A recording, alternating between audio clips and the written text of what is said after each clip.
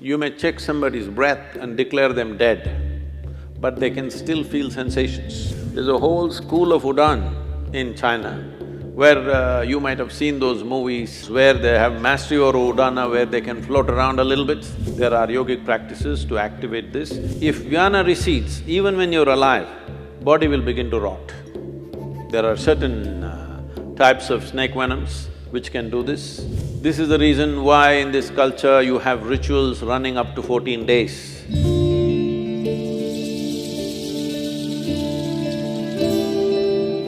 Sadhguru, you said about life, and that brings a big question what doctors have about life. Now they say we have 1 trillion cells in our body, and each of these cells is living by itself.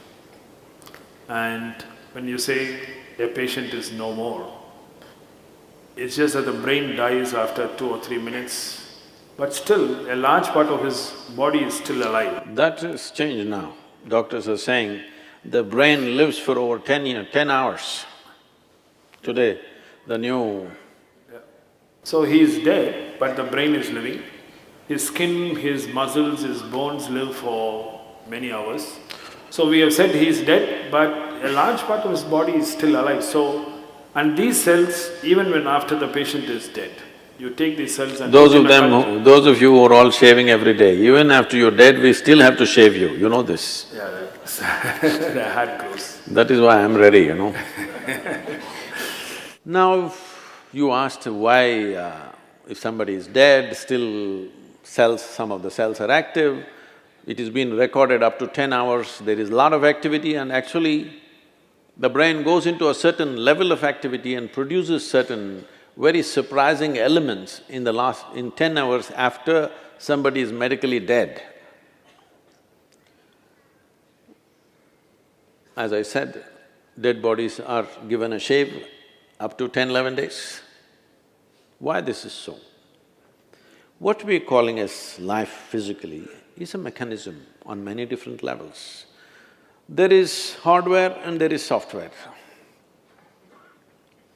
You are core of hardware, bones. The software is equally important. Otherwise, how would a cell know that it's a human cell? That it is not a pig cell or a tree cell or something else? How does it know?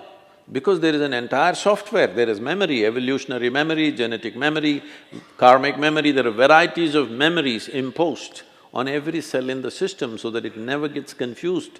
If you eat dog food for 3 days, you will not become a dog, isn't it? Because the memory is entrenched in this. So there is a whole software. The software package is actually bigger than the hardware, much bigger. And it is energized by what we are considering as a life force. In yoga, we call this prana. It manifests itself in 5 basic dimensions. There are other forms to it, which gets too complicated. 5 basic forms. These are called pranavayu, samanavayu, apanavayu, udanavayu and vyana. These have different functions.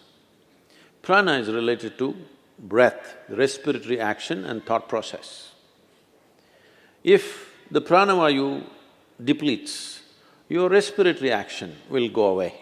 So immediately doctor checks and says, he's dead. They'll try to pump their chest. If it doesn't come back, he's dead. Respiration and your pulmonary action are very directly connected. Once respiration stops, that process will naturally come to an end. So pranavayu is gone. It's not like one after another they will go. They will go at the same time, but one goes means this is gone. If samanavayu goes, this is in charge of generating heat in the system. So once samanavayu starts receding, the body starts getting cold and it also starts becoming stiff. Once apanavayu starts receding in a major way, then the sensory aspect of it, we must understand this. You may check somebody's breath and declare them dead, but they can still feel sensations. There have been any number of cases where people get terrified because a dead body moves a little bit. This has happened again and again, many times. That when he's been medically declared dead, there are twitchings in the body that happen in a very mild way because the sensory activity is still on. Still, life is not fully convinced that it's finished. It is still making an effort of its own.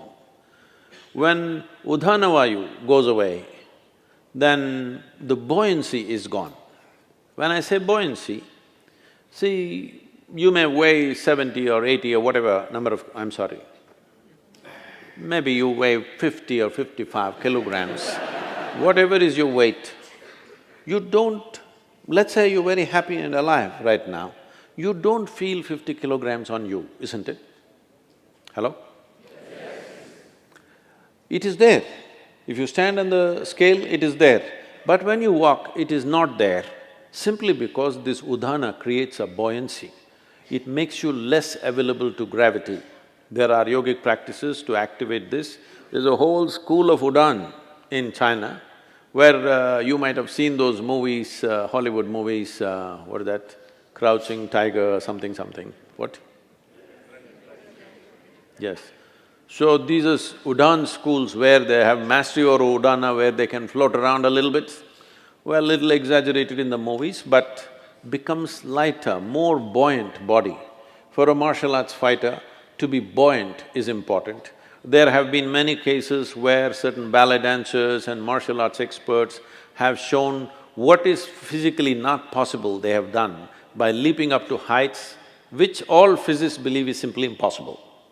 But they've gone beyond that level simply by creating more buoyancy. So Udhana is in charge of buoyancy. Once Udhana starts receding, suddenly body becomes heavy. Always it was the same weight. Weight does not increase, but you can feel the weight much more simply because Udhana is gone. This, doctors may know, maybe doctors don't do it, the people who work in the hospitals may know, carrying a live person and a dead person, there's a big difference. Simply because Udhana is gone, there's no buoyancy. The fourth dimension is called Vyana. This is preservative in nature. If Vyana recedes, even when you're alive, body will begin to rot. There are certain types of snake venoms which can do this. If they bite you, you will not die, but literally parts of the body will start falling apart simply because Vyana will recede and it will start falling apart. So, once Vyana recedes, the rotting process will begin. There are systems in yoga where we want all the seven to go reasonably together, within 1.5 hours we want it to go. In normal death, depending upon the age of a person, how vibrant a particular body is, it may take a long time. When I say long time, up to 14 hours it may take. Vyana may take up to 14 days to leave.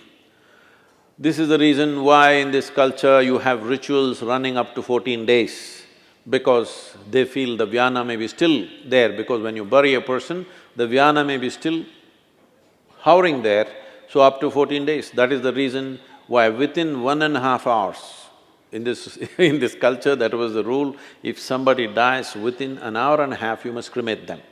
But then mistakes happened. When they were still alive, somebody put them on the funeral pyre, so they stretched it to 4 hours. Within 4 hours, you must cremate. But today, there are issues, all kinds of issues about it. So, people are waiting for 1 day, 2 days, daughter is in America, she has to come, she'll come after 3 days, and they will wait. But the idea is, for the one who is dead, we must understand this. You don't diagnose people as dead, you declare them dead, right? There's a difference. So when you declare them dead, for you they are dead. As far as that person is concerned, in a way, all that's happened is, he's disembodied. He's lost his body. All his life he lived thinking he's a body, never realizing the physical mass that we carry is an accumulation from this planet. He never realized that. When suddenly he slips out the body, he tends to hover around the body because he's lost his discriminatory intelligence. Once you leave the body, the discriminatory intellect is not there, so this tends to hover around that body. So in this culture we said, the moment we are sure that somebody is dead for sure, you must immediately cremate them, because it's good for that dead, so they know the game is up. And it's also good for the living. You will see, if somebody very dear to you is dead and their body is here, you keep on hallucinating, maybe they're just sleeping, maybe they will sit up, maybe some miracle will happen, maybe something else will happen, this will go on unnecessarily. You will see people are crying and big emotional drama is happening, but the moment you cremate them, you will see everybody become silent. Have you noticed this? Always. Because now everybody knows the game is up. It's for the living and for the dead. So about life leaving the system, it is so entrenched. It is not something, poop, it'll go away like this. In stages, it goes away. Because it's in stages, it came in. It's in stages, it'll go away.